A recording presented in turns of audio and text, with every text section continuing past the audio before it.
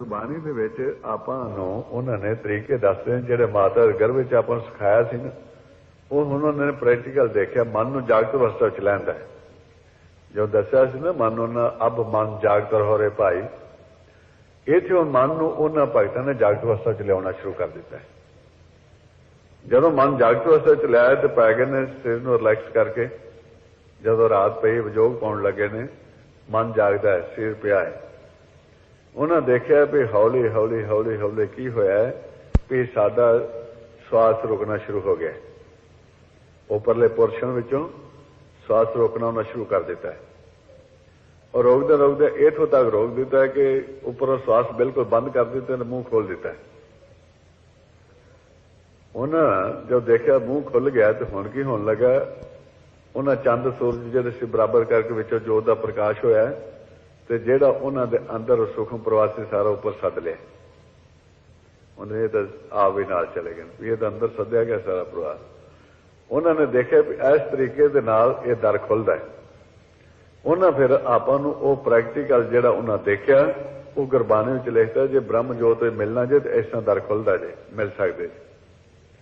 ਉਹਨਾਂ ਨੇ ਪਹਿਲੋਂ ਆਪਾਂ ਨੂੰ ਤਨ ਦਾ ਭੇਦ ਦੱਸ ਕੇ ਇੱਥੋਂ ਦੱਸਿਆ ਕਿਵੇਂ ਜੇ ਤੁਸੀਂ ਬ੍ਰਹਮ ਜੋਤ ਮਿਲਣਾ ਚਾਹੁੰਦੇ ਜੇ ਤੇ ਕਿਵੇਂ ਮਿਲ ਸਕਦੇ ਜੀ, ਕਿਵੇਂ ਉਹ ਦਰ ਖੁੱਲਦੇ ਨੇ।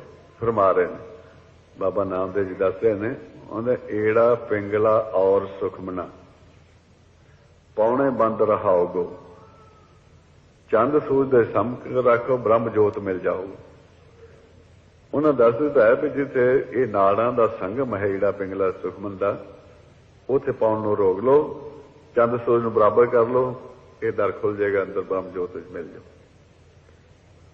ਸਿੱਧਾ ਹੀ ਉਹਨਾਂ, ਕਿਉਂਕਿ ਉਹਨਾਂ ਨੇ ਉਹ ਪ੍ਰੈਕਟੀਕਲ ਦੇਖ ਲਿਆ ਇੱਕ ਚੀਜ਼ ਨੂੰ ਕਰਕੇ।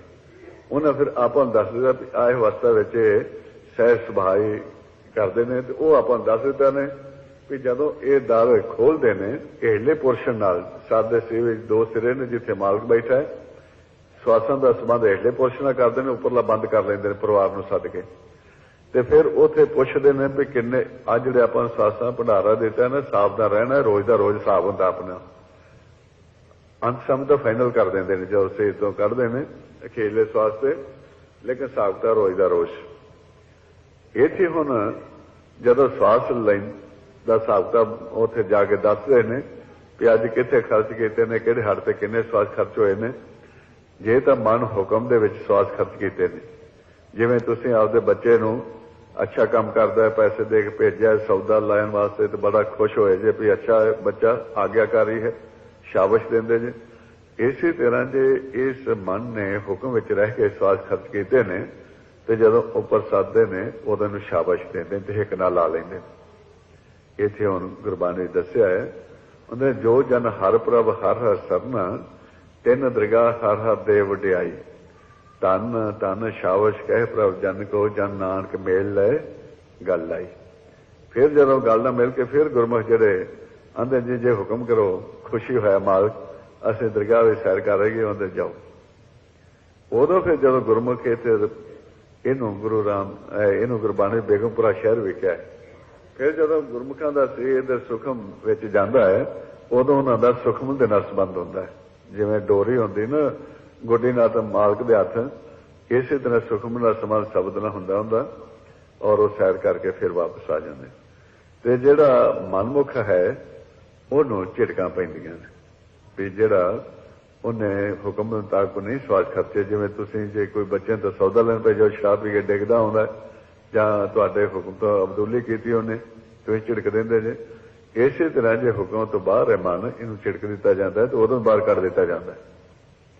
ਇਹ ਦਰਸਾਉਣ ਵਾਸਤੇ ਵੀ ਜਿਵੇਂ ਤਮੋਗੁਣ ਹੱਡ ਤੇ ਖਰਚ ਕੀਤਾ ਤੇ ਇੱਥੇ ਆਕਾਰ ਨੇ, ਰਜੋਗੁਣ ਤੇ ਆਕਾਰ ਨੇ, ਇਹਨਾਂ ਵਿੱਚ ਭੇਜ ਦਿੱਤਾ ਜਾਏਗਾ। ਅੱਗੇ ਤੈਨੂੰ ਜਿਹੜਾ ਭੰਡਾਰਾ ਤੂੰ ਇਕੱਠਾ ਕੀਤਾ ਹੈ, ਪਰਚੂਨਦਾਰ ਪਰਚੂਨ ਹੁੰਦਾ, ਤੈਨੂੰ ਪਦਾਰਥ ਦਿੱਤਾ ਹੈ, ਮਾਨਸਿਆਂ ਦੇ ਲਾਹਾ ਕੋਈ ਖੱਟ ਲੈ। ਫਿਰ ਉਹ ਵਾਪਸ ਜਦੋਂ ਮਿੰਨਤਾਂ ਤਰਲੇ ਕਰਕੇ ਆ ਜਾਂਦਾ ਹੈ, ਮਨਮੁਖ ਇੱਥੇ ਭੁੱਲ ਜਾਂਦਾ, ਗੁਰਮੁਖ ਚੀਜ਼ ਨੂੰ ਯਾਦ ਰੱਖਦੇ ਨੇ। ਸੋ ਇੱਥੇ ਆਪਾਂ ਨੂੰ ਉਹਨਾਂ ਭਗਤਾਂ ਨੇ ਸਾਰਾ ਕੁਝ ਦੱਸ ਦਿੱਤਾ ਹੈ। ਇੱਥੇ ਹੁਣ ਗੁਰੂ ਰਾਮਦਾਸ ਸੱਚੇ ਪਾਤਸ਼ਾਹ ਨੂੰ ਜਦੋਂ ਦੱਸ ਦਿੱਤਾ ਗਿਆ ਹੈ, ਗੁਰੂ ਰਾਮਦਾਸ ਨੇ ਵੀ ਸਹਿਜ ਗੁਫਾ ਦੇ ਵਿੱਚ ਮਾਲਕ ਬੈਠਾ ਹੈ, ਸੁਣ ਸਮਾਧ ਵਿੱਚ ਬੈਠਾ ਹੈ ਔਰ ਕੱਲਾ ਬੈਠਾ ਜਾਗ ਮਿਲ ਲੋ। ਤੇ ਗੁਰੂ ਅਰਜਨ ਦੇਵ ਜੀ ਬੇਨਤੀ ਕਰਦੇ ਨੇ ਵੀ ਦੇਖੋ ਜੀ ਮੈਂ ਉਹਨਾਂ ਨੂੰ ਦੇਖਿਆ ਨਹੀਂ ਅੱਗੇ, ਮੈਨੂੰ ਇਹਨਾਂ ਨੇਤਰਾਂ ਦੇ ਨਾਲ ਦਰਸ਼ਨ ਪਹਿਲੋਂ ਇੱਥੇ ਕਰਾ ਦਿਓ ਵੀ ਉਹ ਤਾਂ ਮੈਂ ਅੰਦਰ ਦੇਖਣਾ ਹੈ ਨਾ, ਤੇ ਆਹ ਦਾ ਸੁਖਮਕਾਰ ਹੈ ਉਹਨਾਂ ਦਾ। ਤੁਸੀਂ ਦੱਸਿਆ ਵੀ ਕਰਤਾ ਪੁਰਖ ਦਾ ਆਕਾਰ ਹੈ, ਸਤਿਪੁਰਖ ਦਾ ਆਕਾਰ ਇਹ ਸਾਡੇ ਅੰਦਰ ਬੈਠਾ ਜਿਹੜਾ, ਇਹਦੇ ਮੈਨੂੰ ਦਰਸ਼ਨ ਕਰਾ ਦਿਓ ਸੁਖਮਕਾਰ ਪਾਸੇ ਕਰਕੇ ਨਾ। ਫਿਰ ਇਹਨਾਂ ਨੇਤਰਾਂ ਦੇ ਨਾਲ ਗੁਰੂ ਰਾਮਦਾਸ ਜੀ ਨੇ ਕਿਸ ਤਰ੍ਹਾਂ ਦਰਸ਼ਨ ਕਰਾਏ ਨੇ ਗੁਰੂ ਅਰਜਨ ਦੇਵ ਜੀ ਮਹਾਰਾਜ ਨੂੰ, ਉਹ ਆਪਾਂ ਵੀ ਜਿਹੜੇ ਹੁਣ ਕਰਨੇ ਆ ਉਹਨਾਂ ਦੇ ਮੁਤਾਬਕ ਤੁਸੀਂ ਵੀ ਕਰ ਲਓਗੇ ਜਦੋਂ ਇਸ ਸਟੇਜ ਤੇ ਜਾਓਗੇ। ਇਹ ਹੁਣ ਕਿਸ ਤਰ੍ਹਾਂ ਕੀਤੇ ਨੇ ਉਹ ਖੋਲ ਕੇ ਦੱਸ ਰਹੇ ਨੇ ਆਪਾਂ ਨੂੰ। ਪਹਿਲਾਂ ਭੇਜ ਦੇ ਗਏ ਨੇ ਚੰਦ ਸੂਰਜ ਦਾ, ਇੱਥੇ ਹੁਣ ਦੱਸ ਰਹੇ ਨੇ ਚੰਦ ਸੂਰਜ ਦੋਏ ਜੋਤ ਸਰੂਪ, ਜੋਤੀ ਅੰਤਰ ਬ੍ਰਹਮ ਅਨੂਪ, ਕਰੋ ਗਿਆਨੀ ਬ੍ਰਹਮ ਉਚਾਰ, ਜੋਤੀ ਅੰਤਰ ਧਰਿਆ ਪਸਾਰ। ਇੱਥੇ ਉਹ ਦਰਸ਼ਨ ਕਰਾ ਕੇ ਆ ਸੁਖਨਾ ਰੋਡ ਨੂੰ ਪਾਸੇ ਕਰ ਦਿੱਤਾ ਹੈ, ਇਹਨਾਂ ਨੇ ਇਹਨਾਂ ਨਾਲ ਦਰਸ਼ਨ ਕਰਾ ਦਿੱਤੇ। ਤੇ ਗੁਰੂ ਅਰਜਨ ਦੇਵ ਜੀ ਫਿਰ ਦੱਸ ਰਹੇ ਨੇ ਆਪਾਂ ਜਦੋਂ ਨਿਰੰਕਾਰ ਦੇ ਦਰਸ਼ਨ ਕਰਾਏ ਨੇ, ਅਦ੍ਰਿਸ਼ਟ ਦੇ ਦਰਸ਼ਨ ਕਰਾਏ ਨੇ, ਸਾਡੀ ਕੀ ਅਵਸਥਾ ਹੋ ਗਈ। ਇੱਥੇ ਹੁਣ ਦੱਸਦੇ ਲੋਇਨ ਦੇਖ ਰਹੇ ਵਿਸਮਾਦੀ, ਵਿਸਮਾਦ ਵਿੱਚ ਚਲੇ ਗਏ ਨੇ ਨੇਤਰ, ਉਹਨੇ ਲੋਇਨ ਦੇਖ ਰਹੇ ਵਿਸਮਾਦੀ, ਚਿਤ ਅਦ੍ਰਿਸ਼ਟ ਲਗਾਈ, ਅਦ੍ਰਿਸ਼ਟ ਸਦਾ ਰਹਿ ਨਿਰਾਲਮ, ਜੋਤੀ ਜੋਤ ਮਲਾਈ। ਉੱਥੇ ਆਉਂਦੇ ਇੱਕ ਰੂਪ ਹੀ ਹੋ ਗਏ। ਫਿਰ ਆਉਂਦੇ ਨੇ ਜਦੋਂ ਅਸੀਂ ਇਹ ਦੇਖ ਲਿਆ ਇਹਨਾਂ ਆਪਦੇ ਨੇਤਰਾਂ ਨਾਲ ਨਿਰੰਕਾਰ ਦਾ ਰੂਪ, ਫਿਰ ਅਸੀਂ ਭਵ ਸਾਗਰ ਨੂੰ ਜੋ ਨਾ ਸਾਨੂੰ ਵਿਧੀ ਦੱਸੀਏ, ਭਵ ਸਾਗਰ ਨੂੰ ਪਾਰ ਕਰਨਾ ਸ਼ੁਰੂ ਕਰਤਾ। ਭਵ ਸਾਗਰ ਨੂੰ ਪਾਰ ਕੀਤਾ, ਬੇਖੂ ਨਦੀ ਪਾਰ ਕਰਨ ਦੇ ਨਾਲ ਹੀ ਮਾਲਕ ਨੇ ਦਰ ਖੋਲ ਕੇ ਅੰਦਰ ਬੁਲਾ ਲਿਆ। ਜਿਹਾਂ ਦੇ ਨੇ ਇਸ ਪਾਉਣ ਨੂੰ ਪਾਰ ਕੀਤਾ ਹੈ ਤਾਂ ਉਸ ਵਕਤ ਨੇ ਖੋਲ ਕੁਆਰਾ ਮਹਿਲ ਬੁਲਾਇਆ, ਉਹਨਾਂ ਨੇ ਦਰ ਖੋਲ ਕੇ ਅੰਦਰ ਬੁਲਾ ਲਿਆ। ਤੇ ਕੀ ਦੇਖਿਆ, ਜਿਸ ਤੋਂ ਬਾਅਦ ਦੇਖਿਆ ਸੂਹੇ ਰੂਪ, ਉਹਦੇ ਖੋਲ ਕੁਆਰਾ ਮਹਿਲ ਬੁਲਾਇਆ, ਜੈਸਾ ਸਾ ਤੈਸਾ ਦਿਖਲਾਇਆ। ਜਿਸ ਤਰ੍ਹਾਂ ਉਹਨਾਂ ਦੇਖੇ ਉਹ ਬਿਲਕੁਲ ਉਹ ਰੂਪ ਸੀ। ਤੇ ਉਹ ਆਪਾਂ ਨੂੰ ਦੱਸ ਰਹੇ ਨੇ ਵੀ ਉੱਥੇ ਫਿਰ ਉਹ ਭਗਤਾਂ ਨਾਲ ਵਿਚਾਰ ਕਰਦਾ ਮੈਂ ਦੇਖਿਆ, ਉਹ ਨਿਸ਼ਾਨੀ ਦੱਸ ਰਹੇ ਕਿੱਥੇ ਦੇਖਿਆ। ਉਹਨੇ ਫਰਮਾ ਰਹੇ ਗੁਰੂ ਅਰਜਨ ਦੇਵ ਜੀ ਮਹਾਰਾਜ, ਉਹਦੇ ਪੰਜ ਸ਼ਬਦ ਪੂਰਨ ਨਾਥ, ਅਨਹਦ ਵਾਜੇ ਅਸ਼ਜ ਵਿਸਮਾਦ, ਕੇਲ ਕਰਤ ਸੰਤ ਹਰ ਲੋਕ, ਪਾਰ ਬ੍ਰਹਮ ਪੂਰਨ ਨਰਜੋਗ। ਉੱਥੇ ਦੱਸ ਦਿੱਤਾ ਨੇ ਵੀ ਇਸ ਸਟੇਜ ਤੇ ਜਿਹੜੇ ਸੰਤਾਂ ਨਾਲ ਬੈਠ ਕੇ ਉਹ ਗੱਲਾਂ ਬਾਤਾਂ ਕਰਦੇ ਤੇ ਉਹਦੇ ਨੇ ਅਸੀਂ ਉੱਥੇ ਤਾੜੀ ਲਾ ਬੈਠੇ ਨਿਰੰਕਾਰ ਦੇ ਚਰਨਾਂ ਵਿੱਚ, ਜੋ ਅੰਦਰ ਸਹਿਜ ਗੁਹਾ ਵਿੱਚ, ਅਸੀਂ ਵੀ ਉੱਥੇ ਆਪਦਾ ਉਹਨਾਂ ਚਰਨਾਂ ਵਿੱਚ ਬਹਿ ਗਏ। ਤੇ ਕਿੱਥੇ ਬੈਠੇ ਨੇ, ਜਿੱਥੇ ਆਪਾਂ ਨੂੰ ਦੱਸ ਰਹੇ ਨੇ ਸਹਿਜ ਗੁਫਾ, ਜਦੋਂ ਤੁਸੀਂ ਦਰ ਖੋਲ ਕੇ ਜਾਓ ਆਪਾਂ ਵੀ ਉੱਥੇ ਬਹਿਣਾ ਹੈ ਜਿੱਥੇ ਦੱਸ ਰਹੇ ਨੇ। ਫਰਮਾ ਰਹੇ ਨੇ ਅਨਹਦ ਵਾਜੇ ਸਹਿਜ ਸਹੇਲਾ, ਸ਼ਬਦ ਆਨੰਦ ਕਰੇ ਸਦਕੇਲਾ, ਸਹਿਜ ਗੁਫਾ ਮੈਂ ਤਾੜੀ ਲਾਈ, ਆਸਨ ਕੋਈ ਸਵਾਰਿਆ ਜੀ। ਉਹਦੇ ਨੇ ਅਸੀਂ ਉੱਥੇ ਬਹਿ ਕੇ ਉਹਨਾਂ ਚਰਨਾਂ ਵਿੱਚ ਤਾੜੀ ਲਾ ਲਈ, ਸੁਨ ਸਮਾਧ ਵਿੱਚ ਬਹਿ ਗਏ ਜਾ ਕੇ। ਇੱਥੇ ਆਪਾਂ ਜਿੱਥੇ ਦੱਸਦੇ ਨਾ ਵੀ ਉੱਥੇ ਜਿੱਥੇ ਬੈਠਾ ਹੈ ਉੱਥੇ ਤੁਸੀਂ ਜਦੋਂ ਆਪਾਂ ਨਿਰੰਜਨ ਦੇ ਦਰਸ਼ਨ ਕਰਾਂਗੇ, ਜਿਹਨੂੰ ਮਹਾਰਾਜ ਗੁਰਬਾਣੀ ਨੇ ਜੋਤ ਨਿਰੰਜਨ ਕਹਿਤਾ ਹੈ ਨਾ, ਜਦੋਂ ਉਹਨਾਂ ਦੇ ਦਰਸ਼ਨ ਕਰਾਂਗੇ ਜਿਸ ਤਰ੍ਹਾਂ ਉਹ ਪਿਛਾੜਦੇ ਜਾਣਗੇ ਸਹਿਜ ਗੁਫਾ ਵਿੱਚ, ਉਸ ਤਰ੍ਹਾਂ ਮਨ ਦੇ ਨਾਲ ਚਲਾ ਜਾਣਾ ਉੱਥੇ ਜਾ ਪੈਂਦਾ। ਇੱਥੇ ਫਿਰ ਜਿਨ੍ਹਾਂ ਗੁਰਮੁਖਾਂ ਨੇ ਇਹਨਾਂ ਦੇ ਦਰਸ਼ਨ ਕੀਤੇ ਨਾਮ ਨਿਰੰਜਨ ਦੇ, ਨਾਮ ਦੇ, ਜੋਤ ਦੇ, ਉਹ ਨਾਲ ਹੀ ਜਿਵੇਂ ਤੁਸੀਂ ਪਿਛਾਂ ਉਹ ਇੱਕ ਸਟੇਜ ਨਹੀਂ ਸਮਝੋ ਵੀ ਉਹਨਾਂ ਦਰਸ਼ਨ ਕਰਨ ਦੇ ਨਾਲ ਨਾਮ ਪ੍ਰਗਟੇ, ਉਹ ਜਿਹੜਾ ਉਸ ਨੂੰ ਨਾਮ ਨਿਰੰਜਨ ਇਕੱਠਾ ਕਹਿਤਾ ਹੈ। ਜਿਨ੍ਹਾਂ ਗੁਰਮੁਖਾਂ ਨੇ ਨਿਰੰਜਨ ਦੇ ਦਰਸ਼ਨ ਕਰ ਲਏ, ਨਾਮ ਵਿੱਚ ਸਮਾ ਗਏ, ਉਹਨਾਂ ਦੇ ਪਰੋਂ ਗੁਰੂ ਨਾਨਕ ਦੇਵ ਜੀ ਨੇ ਜਪਜੀ ਸਾਹਿਬ 4 ਪੌੜੀਆਂ ਰਚਨ ਕੀਤੀਆਂ, ਉਹਦਾ ਐਸਾ ਨਾਮ ਨਿਰੰਜਨ ਹੋਏ ਜੇ ਕੋ ਮਨ ਜਾਣੇ ਮਨ ਕੋਈ। ਤੇ ਇਹ ਦੂਰ ਨਹੀਂ, ਸਾਰਾ ਕੋਈ ਨੇੜੇ ਖੋਲ ਕੇ ਦੱਸਿਆ ਹੋਇਆ ਕੋਈ ਉਹ ਨਿਰੰਜਨ ਕਿੱਥੇ ਆਸਣ ਲਾ ਕੇ ਬੈਠਾ ਆਪਣੇ ਅੰਦਰ। ਜਿਵੇਂ ਜਿਵੇਂ ਆਪਾਂ ਪ੍ਰੈਕਟੀਕਲ ਕਰਾਂਗੇ ਨਾ, ਜਦੋਂ ਸਾਹਮਣੇ ਪ੍ਰਗਟ ਹੁੰਦੀਆਂ ਜਾਂਦੀਆਂ ਚੀਜ਼ਾਂ, ਉਹ ਫਿਰ ਨੇੜੇ ਹੀ ਮਹਿਸੂਸ ਹੁੰਦਾ ਜਾਂਦਾ ਵੀ ਦੂਰ ਨਹੀਂ ਤਾਂ ਅੰਦਰ ਬਾਹਰ ਇੱਕ ਹੀ ਚੀਜ਼ ਹੈ। ਫਿਰ ਇਸੇ ਤਰ੍ਹਾਂ ਜਿਹੜਾ ਤੁਸੀਂ ਨਾਮ ਆਪਾਂ ਨੂੰ ਦੱਸ ਦਿੱਤਾ ਹੈ ਵੀ ਇਹ ਜਿਹੜਾ ਸਾਡੇ ਅੰਦਰ ਨਾਮ ਹੈ, ਜਦੋਂ ਉਹਦੇ ਸਮਾ ਗਏ, ਇਹ ਤੇ ਆਪਾਂ ਨੂੰ ਭਗਤ ਦੀ ਪਦਵੀ ਦੇ ਦਿੱਤੀ ਨੇ।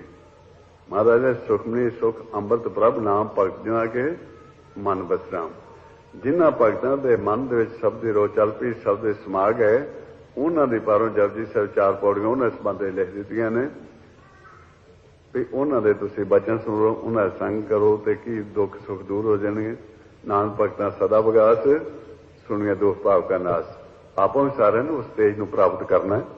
ਫਿਰ ਉਹ ਸ਼ਬਦ ਜਿਹੜੇ 5 ਪ੍ਰਗਟ ਹੋਣੇ ਨੇ ਸਹਿਜ ਗੁਫਾ ਵੀ ਉਸ ਘਰ ਦੇ ਵਿੱਚ ਉਹਨਾਂ ਪਰ ਮਹਾਰਾਜ ਦੱਸ ਰਹੇ ਨੇ ਵਾਜੇ 5 ਸ਼ਬਦ ਤੇ ਘਰ ਸੁਭਾਗੇ ਸ਼ਬਦ ਵਜੇ ਕਾਲਾ ਜੇ ਤਾਰੇ 5 ਦੂਤ ਉਦਵਾਸ ਕੀਤੇ ਕਾਲ ਉਹ ਦੱਸ ਰਹੇ ਵੀ ਉਸੇ ਆ ਨਿਸ਼ਾਨੀ ਹੈ। ਆਪਾਂ ਸਾਰਿਆਂ ਨੇ ਜਦੋਂ ਉੱਥੇ ਗਏ ਤੁਸੀਂ ਦੇਖ ਲੈਣਾ ਇਹਦੇ ਵਿੱਚ ਦੂਸਰੀ ਤਾਂ ਗੱਲ ਹੀ ਨਹੀਂ, ਕਿਉਂਕਿ ਪ੍ਰੈਕਟੀਕਲ ਹੈ ਸਾਰਾ। ਗੁਰਬਾਣੀ ਜੀ ਭਗਤਾਂ ਦਾ ਜੋ ਹੈ ਇਹ ਵਿਖਾਵਾ ਨਹੀਂ, ਇਹ ਜੋ ਰਸਤਾ ਦੱਸ ਰਹੇ ਨੇ ਉਹ ਪ੍ਰੈਕਟੀਕਲ ਉਹਨਾਂ ਦਾ ਜੀਵਨ ਹੈ। ਜਿਵੇਂ ਜਿਵੇਂ ਹੁਣ ਆਪਣੇ ਗੁਰਮੁਖ ਕਰ ਰਹੇ ਨੇ, ਇੱਥੇ ਤੁਹਾਡੇ ਭਾਈ ਸੁਖਵਿੰਦਰ ਸਿੰਘ ਨੇ, ਪ੍ਰਿੰਸੀਪਲ ਸਾਹਿਬ, ਹੋਰ ਸਾਰੇ ਜਿਹੜੇ ਇੱਥੇ ਗੁਰਮੁਖ ਤੁਹਾਡੇ ਕਰ ਰਹੇ ਨੇ, ਭਾਈ ਅਵਤਾਰ ਸਿੰਘ ਜੀ, ਸਾਰੇ ਡਾਕਟਰ ਸਾਹਿਬ ਜਦ ਇੱਥੇ ਕਰ ਰਹੇ ਨੇ, ਪ੍ਰੈਕਟੀਕਲ ਕਰ ਰਹੇ ਨੇ, ਔਰ ਨਾਲ ਉਹ ਚੀਜ਼ਾਂ ਪ੍ਰਗਟ ਹੁੰਦੀਆਂ ਨੇ। ਜਿਸ ਤਰ੍ਹਾਂ ਆਪਾਂ ਪਹਿਲੇ ਸਟੇਜ ਤੇ ਆਪਾਂ ਬੱਚਿਆਂ ਦਾ ਲਾਵਾਂ ਕਰਾਉਣੇ ਆ। ਗੁਰੂ ਰਾਮਦਾਸ ਜੀ ਦੇ ਸ਼ਬਦ ਨੇ 4 ਸਟੇਜਾਂ ਦੱਸੀਆਂ ਨੇ। ਪਹਿਲੇ ਸਟੇਜ ਸਤਿਗੁਰ ਮਿਲਾਪ ਕੋਈ ਸ਼ਬਦ ਦਾ ਅਭਿਆਸ ਕਰਕੇ ਉਹ ਰਸ, ਨਾਮ ਰਸ, ਅੰਮ੍ਰਿਤ ਰਸ, ਹਰ ਰਸ, ਆਤਮ ਰਸ ਉਹ ਪਹਿਲੇ ਸਟੇਜ ਤੇ ਆਉਣਾ ਸ਼ੁਰੂ ਹੋ ਜਾਂਦਾ। ਜਿਹੜੇ ਆਪਣੇ ਮੁਖ ਦੇ ਲਵ ਹੈ ਉਹਦਾ ਸਵਾਦ ਬਦਲ ਜਾਂਦਾ ਹੈ ਮਿਠਾਸ ਵਿੱਚ। ਦੂਜੀ ਸਟੇਜ ਤੇ ਹੈ ਅਨਹਦ ਸ਼ਬਦ। ਤੀਸਰੀ ਸਟੇਜ ਤੇ ਸਾਹਿਤ ਹੁੰਦੇ ਸਹਿਜ ਗੁਫਾ ਦੇ ਮਾਲਕ ਦੇ ਦਰਸ਼ਨ। ਚੌਥੀ ਸਟੇਜ ਤੇ ਸਮਾ ਜਾਣਾ। ਯਾਨੀ ਇਹ ਜਿਹੜਾ ਹੈ ਇਹ ਕੋਈ ਔਖਾ ਨਹੀਂ ਕੰਮ, ਇਸ ਨੂੰ ਬਹੁਤ ਔਖਾ ਨਹੀਂ ਸਮਝਣਾ, ਕਿਉਂਕਿ ਇੰਨਾ ਕੁ ਮਹਿਸੂਸ ਜ਼ਰੂਰ ਹੈ ਕਦੀ ਆਪਾਂ ਆਪਦੇ ਅੰਦਰ ਝਾਤੀ ਨਹੀਂ ਮਾਰੀ। ਜਿਸ ਤਰ੍ਹਾਂ ਆਪਾਂ ਸੰਸਾਰ ਤੇ ਬੱਚਾ ਪ੍ਰਵੇਸ਼ ਹੁੰਦਾ ਹੈ, ਪ੍ਰਕਾਸ਼ ਹੁੰਦਾ ਹੈ, ਇਸ ਸੰਸਾਰ ਤੋਂ ਅਣਜਾਣ ਹੈ, ਉਸ ਦਾ ਗੁਰੂ ਮਾਤਾ ਹੈ। ਮਾਤਾ ਹੌਲੀ ਹੌਲੀ ਹੌਲੀ ਉਹਦੀ ਅਵਸਥਾ ਬਣਾਈ ਜਾਂਦੀ ਹੈ ਮਲਾਪ ਦੀ। ਆ ਤੇਰਾ ਡੈਡੀ ਹੈ, ਆ ਤੇਰੀ ਮੰਮੀ ਹੈ, ਆ ਤੇਰਾ ਪਿਤਾ ਭਰਾ ਹੈ, ਹੌਲੀ ਵਾਕਿਫ ਕਰਾਉਂਦੀ ਹੈ। ਉਹ 5-6 ਮਹੀਨੇ ਵਿੱਚ ਉਹ ਸਿੱਖ ਜਾਂਦਾ ਹੌਲੀ ਹੌਲੀ। ਇਸੇ ਤਰ੍ਹਾਂ ਹੀ ਨਾਲ ਇਹ ਵੀ ਭਗਤਾਂ ਦਾ ਇੱਥੇ ਹੋਰ ਵੀ ਵਿਚਾਰ ਕਰਨਗੇ ਬੱਚੇ ਤੇ ਵੀ, ਜਿਹੜਾ ਆਪਣਾ ਪ੍ਰੈਕਟੀਕਲ ਤੁਸੀਂ ਦੇਖੋਗੇ। ਜਦੋਂ ਬੱਚਾ 1.25 ਮਹੀਨੇ ਤੋਂ ਪਹਿਲਾਂ ਛੋਟਾ ਹੁੰਦਾ ਹੈ, ਛੋਟੀ ਅਵਸਥਾ ਵਿੱਚ, ਉਹਨੇ ਜੋ ਅੰਦਰ ਅਭਿਆਸ ਸਿੱਖਿਆ ਹੁੰਦਾ, ਜੋ ਉਹਨੂੰ ਟ੍ਰੇਨਿੰਗ ਦਿੱਤੀ ਜਾਂਦੀ ਹੈ, ਉਹ ਉਸੇ ਤਰ੍ਹਾਂ ਆਪਦੀ ਐਕਸਰਸਾਈਜ਼ ਕਰਦਾ ਹੈ, ਸਵਾਸ ਵਿਹਾਰ ਸਿਮਰਨ ਕਰਦਾ ਹੈ। ਸਵਾਸ ਵਿਹਾਰ ਸਿਮਰਨ ਕਰਨ ਤੋਂ ਬਾਅਦ ਰੋਕ ਲੈਂਦਾ ਸਵਾਸ। ਜਦੋਂ ਰੋਕਦਾ ਹੈ ਇੱਥੇ ਈੜਾ ਪਿੰਗਲਾ ਤੋਂ ਪਾਉਣ ਬੰਦ ਹੋ ਜਾਂਦੀ, ਦਰ ਖੁੱਲ ਜਾਂਦਾ, ਅੰਦਰੋਂ ਪ੍ਰਕਾਸ਼ ਹੋ ਜਾਂਦਾ, ਤੋਂ ਹੱਸ ਪੈਂਦਾ। ਜਿਸ ਨੂੰ ਵਿਛੜਿਆ ਸੀ ਉਸ ਦਾ ਉਹਨੂੰ ਦਰਸ਼ਨ ਹੋ ਜਾਂਦਾ। ਤੇ ਜਦੋਂ ਉਹ ਫਿਰ ਇਧਰੋਂ ਹਟਦਾ ਹੈ, ਉਹ ਅੱਗੇ ਪਰਦਾ ਹੋ ਜਾਂਦਾ ਹੈ ਪਾਉਣ ਦਾ, ਉਹ ਫਿਰ ਰੋਣਾ ਜਿਹਾ ਮੂੰਹ ਬਣਾ ਲੈਂਦਾ, ਰੋਣ ਲੱਗ ਜਾਂਦਾ। ਉਹ ਫਿਰ ਇਸ ਤਰ੍ਹਾਂ ਇੱਥੇ ਘੜੀ ਘੜੀ ਬਾਅਦ ਉਹਨੂੰ ਉਹ ਦਰਸ਼ਨ ਦਿੰਦੇ ਰਹਿੰਦੇ ਨੇ ਵੀ ਜਕਦਮ ਲਿਵ ਟੁੱਟ ਕੇ ਬਹੁਤ ਹੀ ਨਾਦਾਸ ਹੋ ਜਾਏ। ਤੇ ਉਸ ਸੰਬੰਧ ਵਿੱਚ ਗੁਰੂ ਅਰਜਨ ਦੇਵ ਜੀ ਮਹਾਰਾਜ ਨੇ ਵੀ ਮਾਂ ਦੇ ਗਰਭ ਵਿੱਚ ਇੱਕ ਨੂੰ ਵਿਛੜਦਾ ਹੈ ਤੇ ਆ ਤਕਲੀਫ ਹੋ ਜਾਂਦੀ ਸੀ। ਇੱਕ ਪਲ ਤੋਂ ਵਿਸਰੇ ਜਾਣੂ ਬਰਸ 50। ਤੇ ਹੁਣ ਇੱਥੇ ਘੜੀ ਬਾਅਦ ਦਰਸ਼ਨ ਦਿੰਦਾ ਸੀ। ਉਹਦੇ ਇੱਕ ਘੜੀ ਨਾ ਮਿਲਦੇ ਤਾਂ ਕਲਯੁਗ ਹੁੰਦਾ ਵੀ ਜਦੋਂ ਇਹ ਘੜੀ ਬਾਅਦ ਦਰਸ਼ਨ ਪ੍ਰਕਾਸ਼ ਨਹੀਂ ਸੀ ਦਿੰਦਾ, ਉਦੋਂ ਕਲਯੁਗ ਵਰਤ ਜਾਂਦਾ ਸੀ। ਤੇ ਹੁਣ ਕਦ ਮਿਲ ਗਏ ਪਿਰਿਆ ਤੁਧ ਭਗਵੰਤ, ਹੁਣ ਕਾਫੀ ਸਮਾਂ ਉਹ ਭੁੱਲ ਹੀ ਗਏ ਸਾਰੇ ਖੇਲੇ ਆਪਾਂ, ਉਹਦੇ ਕਦੋਂ ਮਿਲੋਗੇ ਹੁਣ। ਫਿਰ ਇੱਥੇ ਮਿਲਾਪ ਇੱਥੇ ਉਹਨਾਂ ਕਰਾਤਾ ਗੁਰੂ ਰਾਮਦਾਸ ਜੀ ਨੇ ਮਹਾਰਾਜ ਸੱਚੇ ਪਾਤਸ਼ਾਹ ਦੱਸ ਕੇ। ਇੱਥੇ ਫਿਰ ਆਪਾਂ ਦੱਸਦੇ ਨੇ ਜਿਹੜਾ ਸੁਖਮਨੀ ਸਾਹਿਬ ਤੁਸੀਂ ਗੁਰਬਾਣੀ ਜਿਹੜੇ ਆਮ ਆਪਾਂ ਪਿੰਡਾਂ ਸ਼ਹਿਰਾਂ ਸੁਸਾਇਟੀਆਂ ਬਣੀਆਂ ਨੇ, ਇਹ ਕਿੱਥੇ ਬਹਿ ਕੇ ਲਿਖਿਆ ਉਹਨਾਂ ਨੇ, ਕਿੱਥੇ ਬਹਿ ਕੇ ਬਚਨ ਹੋਏ ਨੇ ਗੁਰੂ ਸਾਹਿਬਾਂ ਦੇ ਨਾਲ, ਉਹ ਦੱਸਦੇ ਨੇ। ਤੇ ਆਪਣਾ ਦੇਖਿਆ ਜੇ ਕਿਹੜਾ ਉਹ ਸਥਾਨ ਹੈ ਗੁਰੂ ਅਮਰਦਾਸ ਜੀ ਦੱਸਦੇ ਨੇ। ਜਦੋਂ ਉਹਨਾਂ ਗੁਰੂ ਅਮਰਦਾਸ ਜੀ ਨੇ ਪੁੱਛਿਆ ਗੁਰੂ ਅੰਗਦ ਦੇਵ ਜੀ ਤੋਂ ਵੀ ਮਾਲਕ ਨੂੰ ਮਿਲਣਾ ਕਿੱਥੇ ਹੈ, ਸਾਡਾ ਮਾਲਕ ਕਿੱਥੇ ਮਿਲ ਗਏ, ਉਹ ਹੁਣ ਦੱਸਦੇ ਕਿੱਥੇ ਉਹਨਾਂ ਨੂੰ ਦੱਸਿਆ ਸੀ। ਉਹਦੇ ਮਸਤਕ ਪਦਮ, ਜਿਹੜਾ ਆਪਣਾ ਮਸਤਕ ਦਾ ਆਭਾਰ ਹੈ ਨਾ ਨਾੜੀਆਂ ਦਾ, ਇਹਦੀ ਗੱਲ ਕਰ ਰਹੇ ਨੇ। ਉਹਦੇ ਮਸਤਕ ਪਦਮ ਦੁਆਲੇ ਮਣੀ ਮਾਹੇ ਨਰੰਜਨ ਤ੍ਰੈ ਪੰਤਨ, 5 ਸ਼ਬਦ ਨਰਵਾਇਲ ਬਾਜੇ। ਜਦੋਂ ਸਹਿਜ ਗੁਫਾ ਦੇ ਪ੍ਰਵੇਸ਼ ਹੋਣ ਦੇ ਨਾਲ ਉਹਦੇ 5 ਸ਼ਬਦ ਪ੍ਰਗਟ ਹੋ ਜਾਣਗੇ। ਅੱਗੇ ਪ੍ਰਕਾਸ਼ ਮਣੀ ਦਾ ਆਵੇਗੀ ਤਾਂ ਉਹਦੇ ਅੰਦਰ ਜੇ ਨਾਮ ਦਾ ਪ੍ਰਕਾਸ਼। ਇੱਥੇ ਸਾਰਾ ਕੁਝ ਆਪਾਂ ਨੂੰ ਉਹ ਕਲੀਅਰ ਕੀਤੀ ਜਾਂਦੇ ਨੇ। ਜਿਵੇਂ ਜਿਵੇਂ ਆਪਾਂ ਪ੍ਰੈਕਟੀਕਲ ਕਰਕੇ ਜਾਵਾਂਗੇ ਉਹ ਪ੍ਰਗਟ ਹੋ ਜੇ, ਮਨ ਨੂੰ ਹੋਰ ਉਤਸ਼ਾਹ ਹੁੰਦਾ ਵੀ ਅੱਗੇ ਹੋਰ ਵਧੀਏ ਥੋੜਾ ਜਿਹਾ। ਸੋ ਇਸ ਕਰਕੇ ਇਹ ਬੜਾ ਸੌਖਾ ਰਸਤਾ ਆਪਾਂ ਨੂੰ ਦੱਸਿਆ ਨੇ। ਇੱਕ ਤਾਂ ਹੁੰਦਾ ਜੇ ਆਪਣੇ ਅੰਦਰੋਂ ਖੁਦ ਆਪਾਂ ਇਹ ਤਲਾਸ਼ ਕਰਨੀ ਹੋਏ, ਇਹ ਤਾਂ ਬਹੁਤ ਮੁਸ਼ਕਲ ਹੈ, ਕਿਉਂਕਿ ਭਗਤਾਂ ਨੇ ਕਈ ਜਨਮ ਲਾ ਦਿੱਤੇ ਇਸ ਚੀਜ਼ ਨੂੰ ਖੋਜਦਿਆਂ। ਤੇ ਜਦੋਂ ਉਹਨਾਂ ਨੂੰ ਸੋਝੀ ਆ ਗਈ ਉਸ ਟਾਈਮ ਤੇ ਇਹ ਡਰ ਨਹੀਂ ਹੋਣਾ ਛੱਡਿਆ। ਹੁਣ ਜਿਸ ਤਰ੍ਹਾਂ ਬਾਬਾ ਕਬੀਰ ਜੀ ਦੇ ਵਿੱਚ ਆਉਂਦਾ ਗੁਰਬਾਣੀ ਵਿੱਚ, ਹੁੰਦਾ ਹੈ ਵੀ ਹੁਣ ਅਸੀਂ ਦਰ ਲੱਭ ਲਿਆ। ਜਿਵੇਂ ਹੁਣ ਆਪਣੇ ਗੁਰਮੁਖਾਂ ਨੇ ਲੱਭ ਲਿਆ, ਪਾਉਣ ਤੋਂ ਉੱਪਰ ਉੱਠ ਗਏ, ਸ਼ਬਦ ਦੁਆਰਾ ਨਿਜ ਸੁਣ ਜਾ ਬੈਠੇ, ਦਰ ਦੇ ਅੱਗੇ ਜਾ ਬੈਠੇ। ਤੇ ਇੱਥੇ ਆਉਂਦੇ ਨੇ ਅਸੀਂ ਹੁਣ ਦਰ ਲੱਭ ਲਿਆ ਤੇ ਇਹ ਦਰ ਨਹੀਂ ਛੱਡਾਂਗੇ ਜਿਵੇਂ ਕੁੱਤਾ ਦਰ ਨਹੀਂ ਛੱਡਦਾ ਤੇ ਭੌਂਕਦਾ ਹੈ। ਤੇ ਆਉਂਦੇ ਨੇ ਪਹਿਲੇ ਜਨਮਾਂ ਦੇ ਵਿੱਚ ਅਸੀਂ ਇਹ ਦਰ ਛੱਡ ਜਾਂਦੇ ਸੀ ਕਿਉਂ ਭੇਤ ਨਹੀਂ ਸੀ, ਪੂਰਾ ਗੁਰੂ ਨਹੀਂ ਸੀ ਮਿਲਿਆ। ਹੁਣ ਪੂਰਨ ਗੁਰੂ ਮਿਲ ਗਿਆ ਹੈ, ਹੁਣ ਉਹਨੇ ਸਾਨੂੰ ਠੱਪਾ ਲਾ ਦਿੱਤਾ ਤੇ ਭੇਜ ਦਿੱਤਾ, ਤੂੰ ਇੱਥੇ ਬੈਠਾ ਹੁਣ ਇੱਥੇ ਚੂਝਾਂਗੇ ਪਿੱਛਾ ਨਹੀਂ ਹਟਾਂਗੇ।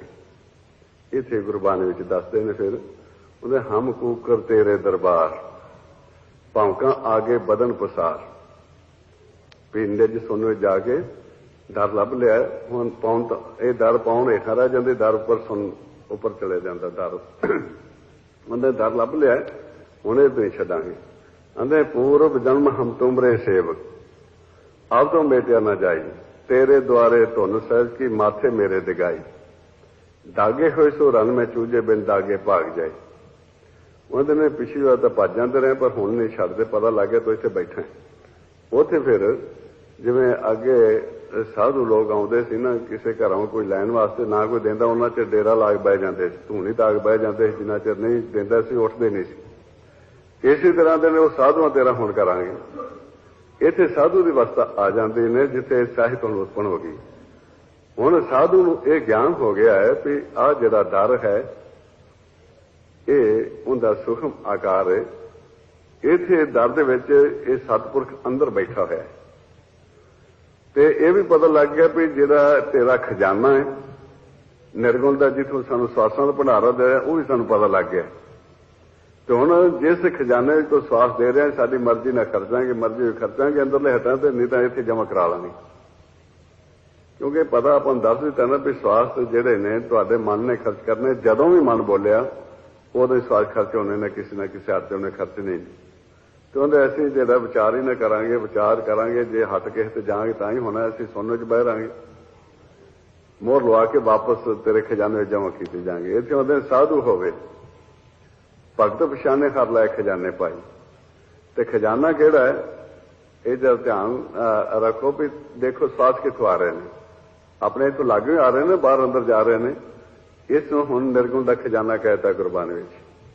ਉਹਦੇ ਨਿਰਗੁਣ ਨਾਮ ਨਿਧਾਨ ਸਹਿਜੇ ਸੋਜੀ ਹੋਏ।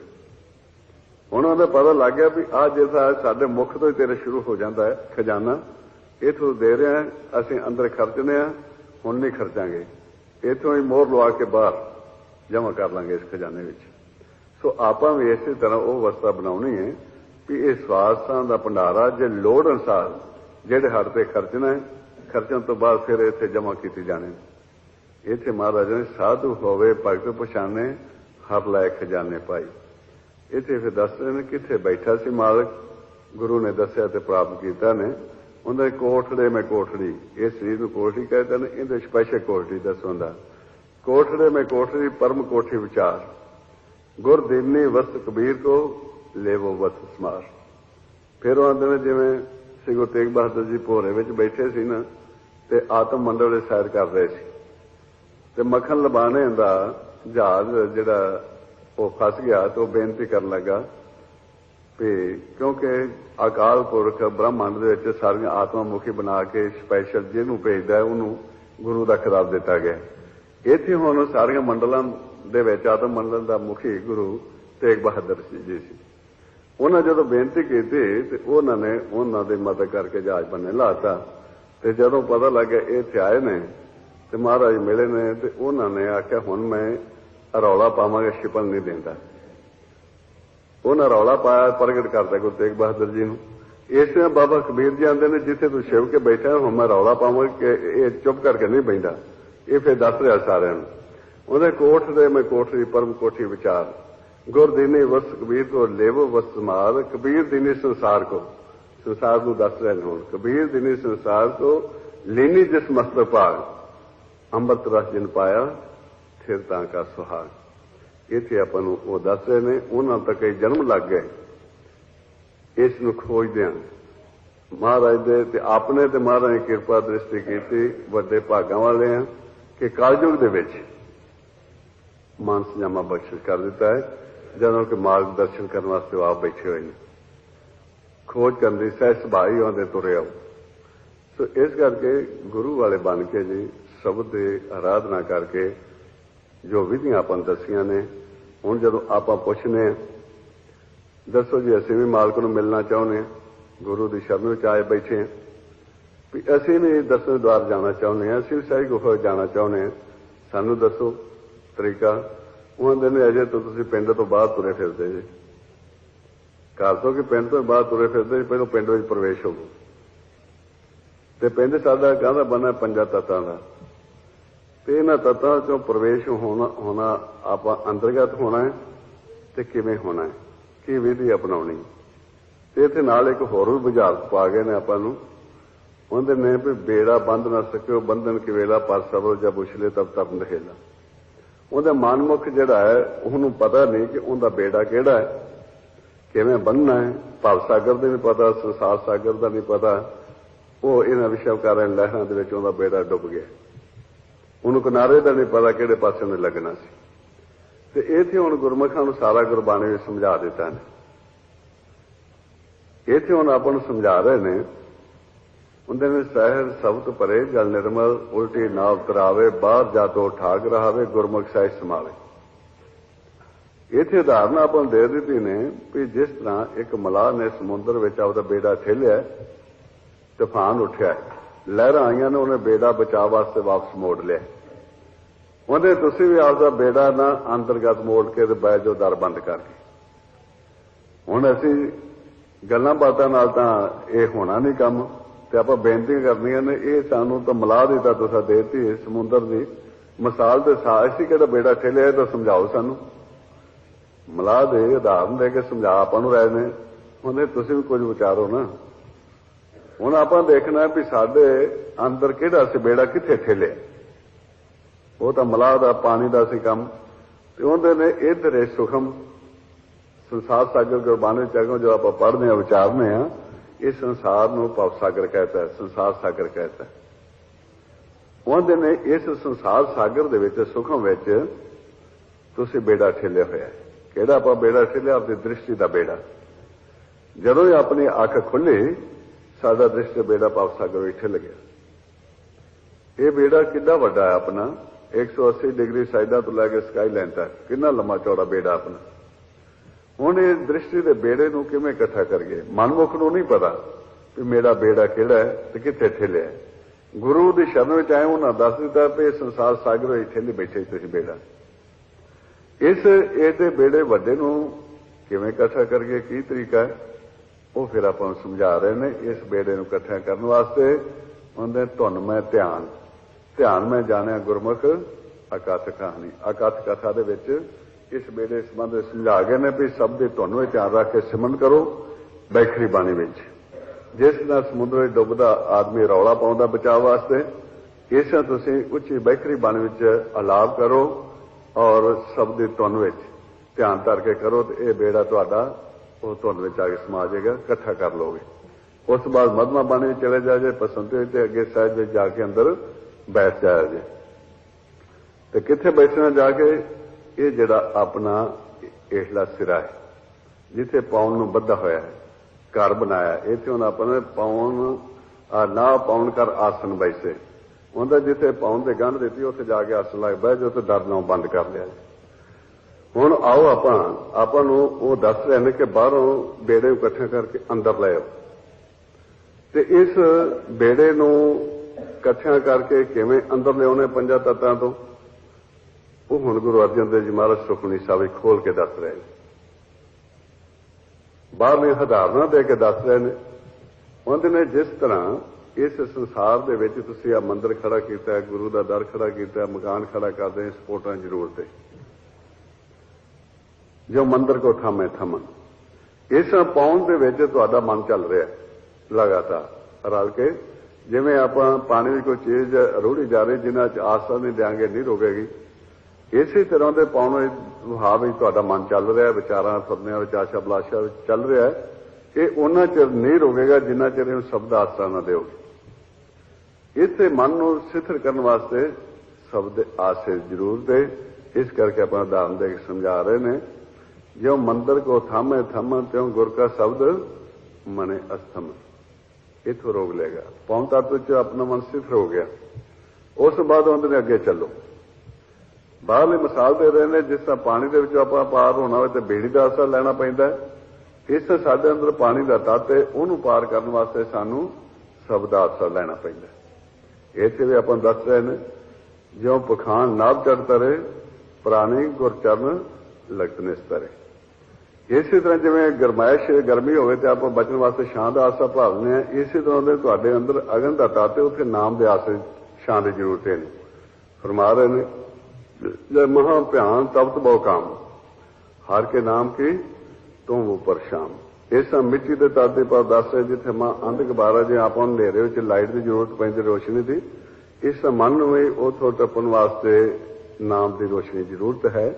फरमा रहे हैं, जे पैंते महा अंध बारा हर का नाम संगो जियारा। फिर आकाश धरती पर दस रहे हैं, जिस लंबे सफर से आप पेट पूर्ति वास्ते राशन नाल लै जाते हैं, इसी तरह इस आकाश मंडल मन नूं विचरण वास्ते भी नाम दे तोसे जरूरत है। फरमार जय मार के गने जाए ना कोसा हर का नाम उहां संकोसा। इस आंदे ने तुसी सब दे आसरे नाल बाहरों अंदर प्रवेश हो जाओ और इस आसन ते जाके बैठ जाओ। आओ हुण वो सब दा आसरा लैके आपां विधि द्वारा अभ्यास करके इस बेड़े नूं इकट्ठा करके अंदर ले आईए। ते किवें अभ्यास करना है? वाहिगुरू दा शब्द आपां वाहिगुरू का शब्द एक ही श्वास विच बोलना है। जदों वाह बोलना है उदों रसना दे तुहानूं ये ध्यान रखें, तुहानूं कहंदे आवाज़ नूं, जिवें आपां वाहिगुरू बोलिया ते कन्नां नाल सुन लिया, ये आवाज़ जिहड़े इहनूं तुहानूं कहता ने, इसी तरह ही जो वाह बोलना है रसना ते ध्यान होवे और इत्थे सुनना है कन्नां द्वारा। इसी तरह जदों सहज मार्ग आपां दस्सिया ने, सहज सहज हेठां उतरदे जाना, जदों है बोलना है उदों ध्यान रसना तो चुक के दिल की धड़कन से लै जाना है, इत्थे आपां सुनना है। इस तरह जब गूह बोलना है ध्यान दिल की धड़कन तो लै जाना आपां नाभ काटते, इत्थे सुनना है।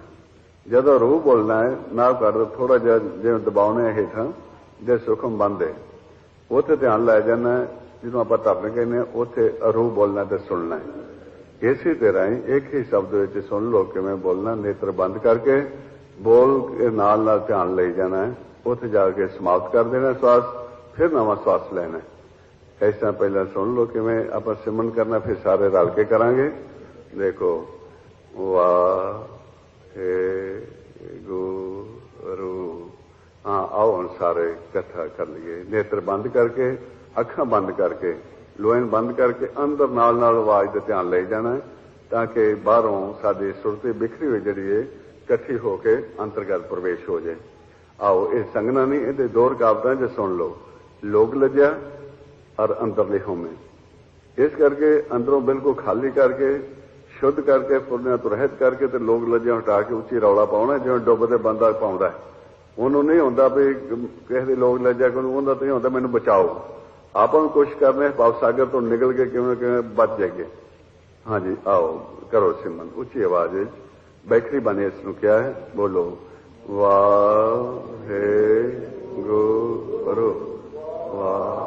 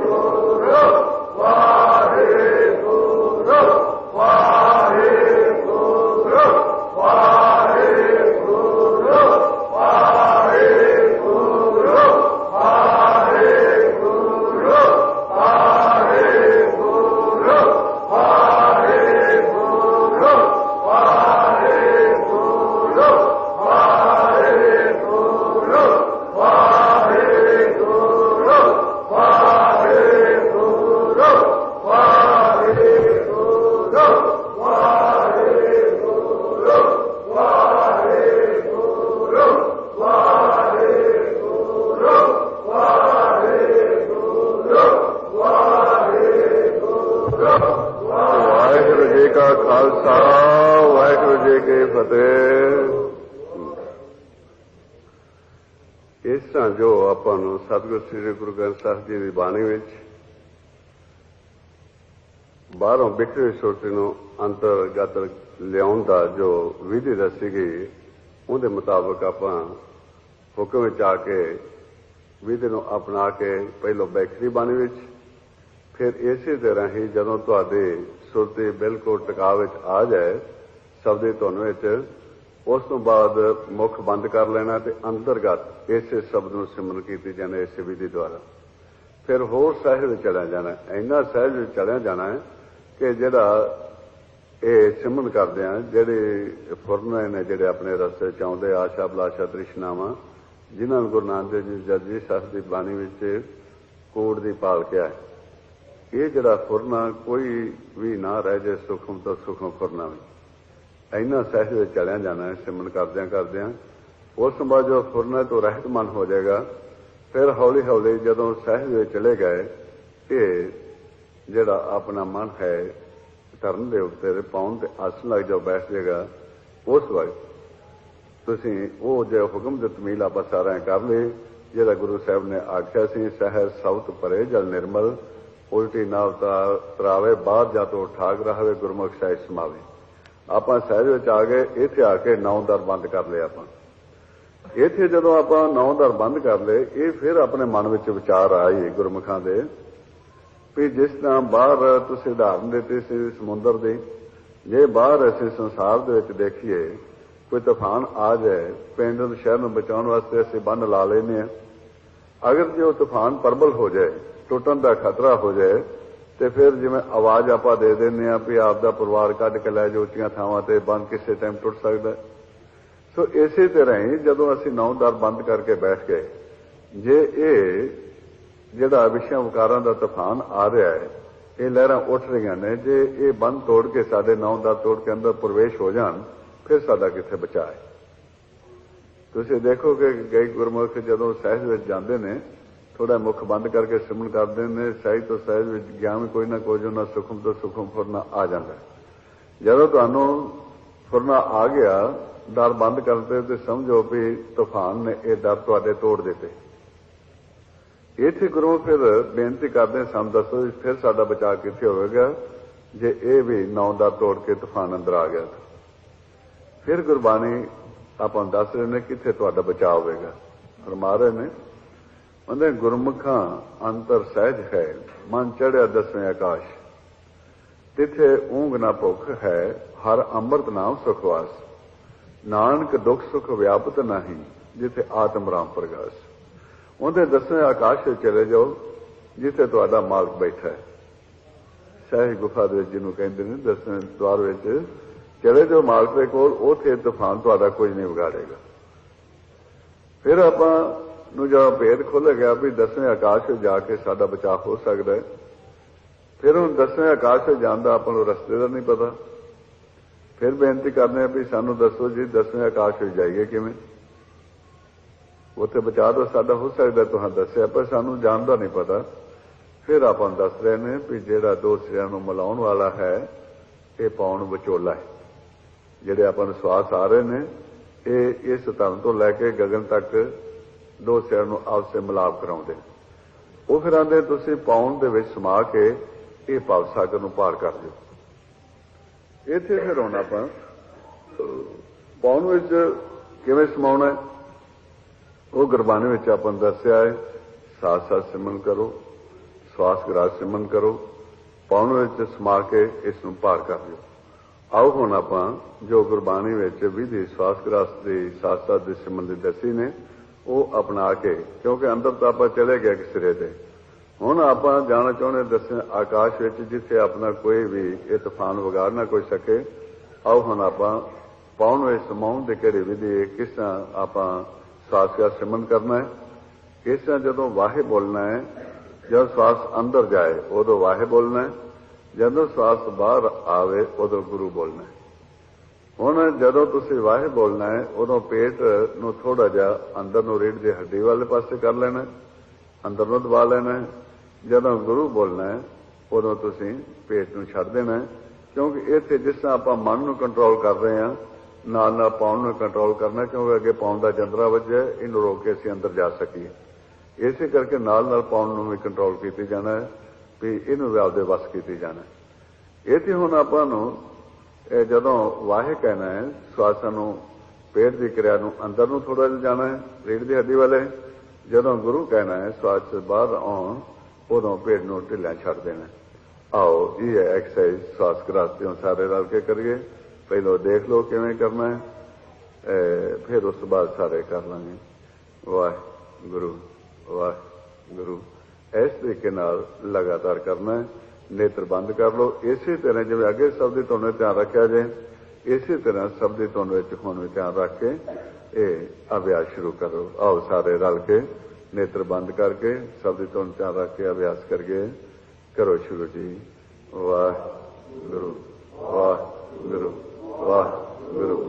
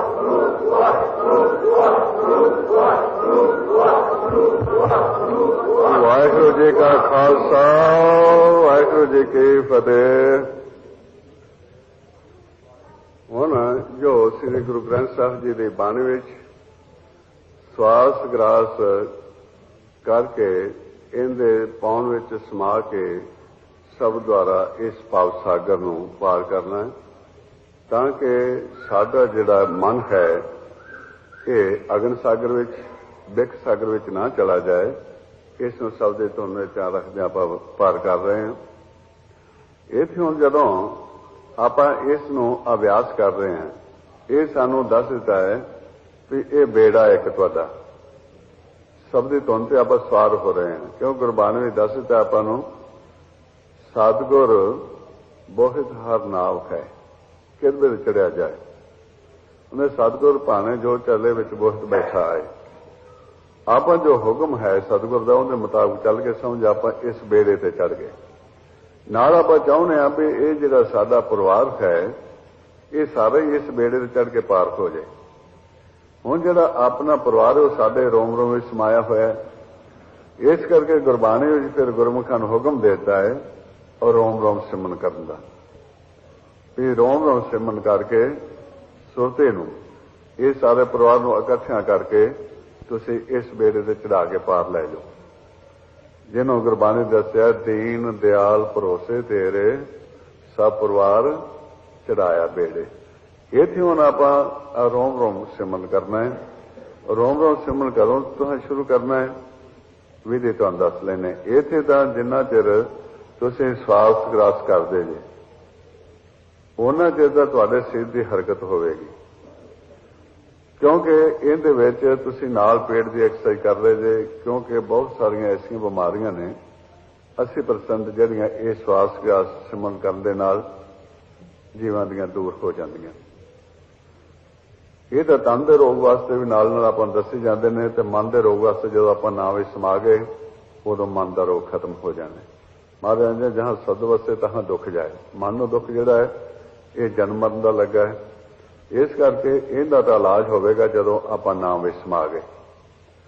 ਇਹਦਾ ਦੁੱਖ ਉਦੋਂ ਦੂਰ ਹੋਵੇਗਾ। ਹੁਣ ਇੱਥੇ ਜਿਹੜਾ ਤੁਹਾਡਾ ਤਨ ਦਾ ਰੋਗ ਹੈ, ਪੇਟ ਦਾ ਰੋਗ, ਮਿਹਦੇ ਦਾ ਰੋਗ, ਇਹ ਸਵਾਸ ਗ੍ਰਾਸ ਸਿਮਰਨ ਕਰਨ ਦੇ ਨਾਲ 80% ਜਿਹੜੀਆਂ ਬਿਮਾਰੀਆਂ ਤਨ ਦੀਆਂ ਆਰਾਮ ਆ ਜਾਂਦਾ ਹੈ।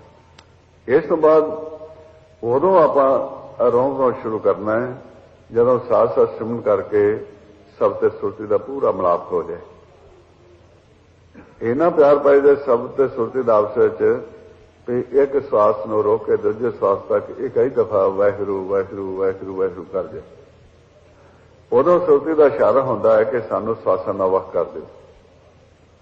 ਉਸ ਵਕਤ ਤੁਸੀਂ ਕੀ ਕਰਨਾ, ਜਦ ਸਭ ਸੁਰਤੀ ਦਾ ਪੂਰਾ ਖੇਲ ਚੱਲ ਪਿਆ ਤੇ ਉਸ ਵਕਤ ਤੁਸੀਂ ਥੋੜੇ ਜਿਹੇ ਸਵਾਸ ਰੋਕ ਕੇ ਦਿਲ ਦੀ ਧੜਕਣ ਦੇ ਨਾਲ ਸੁਰਤੀ ਜੋੜ ਦੇਣਾ, ਤਾਂ ਕਿ ਜਿਸ ਤਰ੍ਹਾਂ ਦਿਲ ਦੀ ਧੜਕਣ ਚੱਲ ਰਹੀ ਹੈ ਉਸੇ ਤਰ੍ਹਾਂ ਹੀ ਤੁਹਾਡਾ ਵਾਹਿਗੁਰੂ ਵਾਹਿਗੁਰੂ ਧੁਨ ਦੇ ਨਾਲ ਸ਼ਬਦ ਜੁੜ ਜਾਏ, ਸੁਰਤੀ ਜੁੜ ਜਾਏ।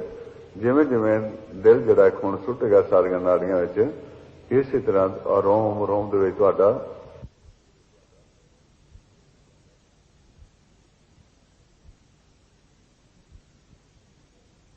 ਤੁਸੀਂ ਕੀ ਕਰਨਾ ਹੈ, ਸਾਰੇ ਨੂੰ ਚੌਂਕੜੇ ਮਾਰ ਕੇ ਬੈਠ ਜਾਓ। ਜਦੋਂ ਆਪਾਂ ਹੱਥਾਂ ਵਿੱਚ ਹੱਥ ਪਾਉਣੇ ਆ ਤੇ ਜਿਹੜਾ ਸੱਜਾ ਅੰਗੂਠਾ